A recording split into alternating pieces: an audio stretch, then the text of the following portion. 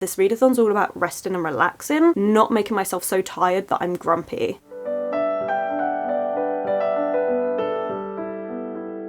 Hello my loves, and thank you for joining me. It's Kirsten, and today we are doing the Tackle Your TBR Readathon announcement. Now this readathon is a very chill readathon. I do it over 24 hours because that's just what works with my schedule, but you can change this to a week long, a month long, whatever you want, or if the day doesn't work for you, feel free to change it to another day. For me, this readathon is going to be taking place on the 6th of April, a Saturday. I will be updating in Discord, so if you'd like to join me over at Discord and see what I'm getting up to in real time, what my initial thoughts are about all the books and stuff, that will all be linked below for you. It is really fun. A few of us try and take part on the same day, but if you can't, it's quite nice to have other people updating at other different times to see how they're all getting on with the books that they've chosen. But the main point of this readathon is just a reminder to take at least one day for yourself to rest, relax, and you may as well read and tackle your TBR while you're at it. It is so important to have a self-care day, so whether you decide to take part in doing the readathon with the prompts or whether you just use it as a day for you to relax, it is completely up to you, but just take that little bit of time. I know life gets really busy and it's not easy to do that, but that's what this started off as for me, is a reminder that once every other month I needed to take one day for me where I'm not busy editing something, where I can just say no to plans and going out and doing things and just have a day where I'm doing the things that I want to do, relaxing, resting.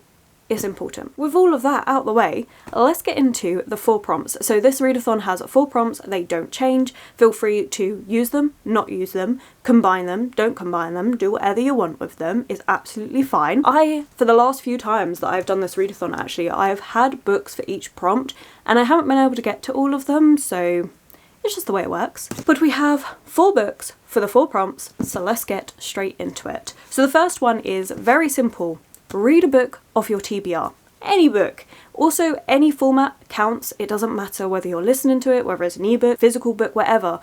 It doesn't matter. So the book I've chosen is a recent purchase, which I think by the time this video comes out, you wouldn't have seen this yet, because I got this on my Saturday that I had with booktubers and we went out book shopping. I do have a video for that coming out, but it's going to be after this one. But in that video I did pick up Angela Carter's The Bloody Chamber.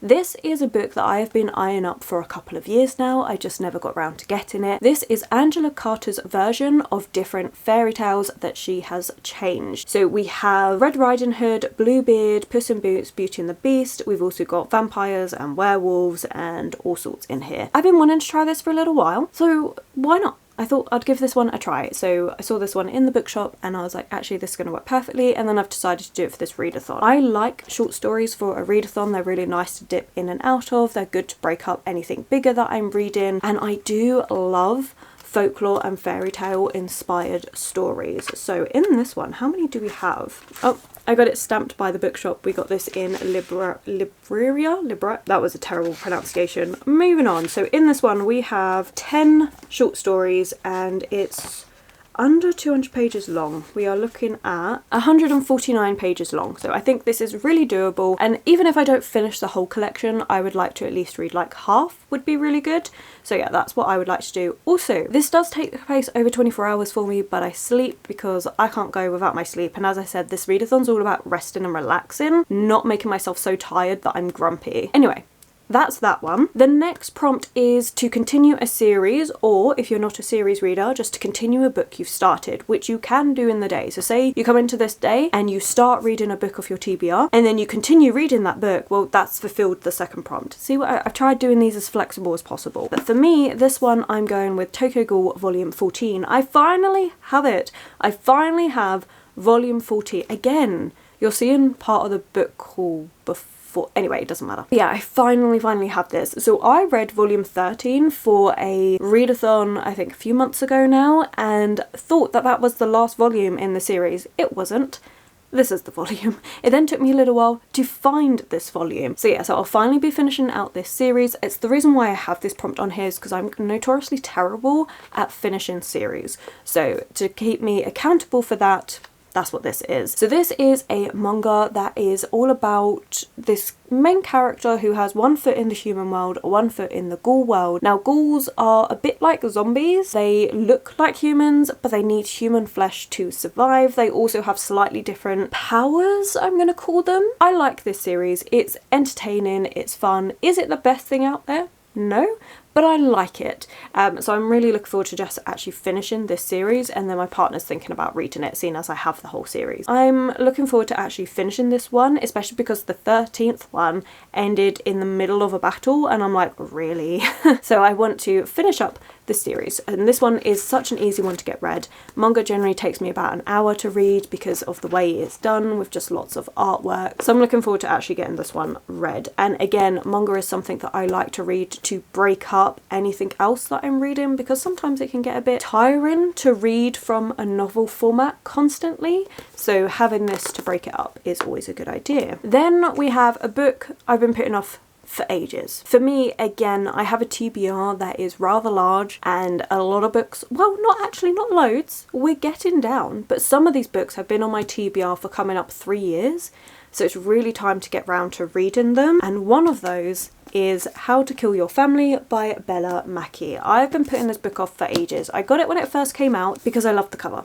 I love this cover. It is really striking. I love the colour of the pink, and you know, it seems interesting. And on the back it says, kill my family, make a claim on their fortune, get away with the above, adopt a dog. And it just sounds really fun and silly. We're following Grace, and Grace is actually in prison, but she's in prison for a crime she didn't commit, but she has done other crimes. So yeah, I want to give this one a try. The problem is that when it first came out, it was all hyped and stuff, I think because the title's striking, the cover's striking, but then I've been hearing really mixed reviews. I did read the first page of this and I thought, it's okay. I wasn't that engrossed, but it's time to actually just read this one and decide, am I keeping it? Am I not keeping it? I need to actually get this one read. So this is a high priority to at least start on the day of the readathon so that I can see whether I'm going to continue it or unhaul it, because it's been ages and I've got to stop putting books off. So that's this one. It is, how many pages is this? It is 354 pages long, but the typography is actually quite nice, like it's not too bad. So yeah, so we'll see. You'll have to let me know if you've read this one, if you liked it or not, but yeah, I feel like it will be an easier read as well. So that's something else I try and do for these readathons, is have an easy read, because it means that I can read it a little bit quicker and also not have to focus too much. So if I'm particularly tired, I don't have to try and hyper focus in on what's happening. I feel like this is going to be a really easy, fast-paced read that I could just pick up and put down and be fine with. That's that, and fulfilling the prompt of a book I keep putting off. And then the fourth and final prompt is to read a short story.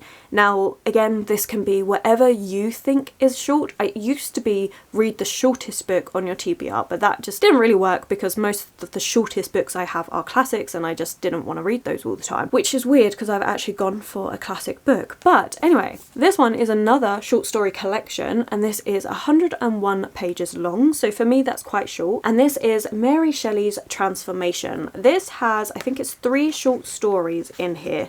Yes, we have 3 short stories by Mary Shelley. We've got Transformation, The Mortal Immortal, and The Evil Eye. I really like Mary Shelley.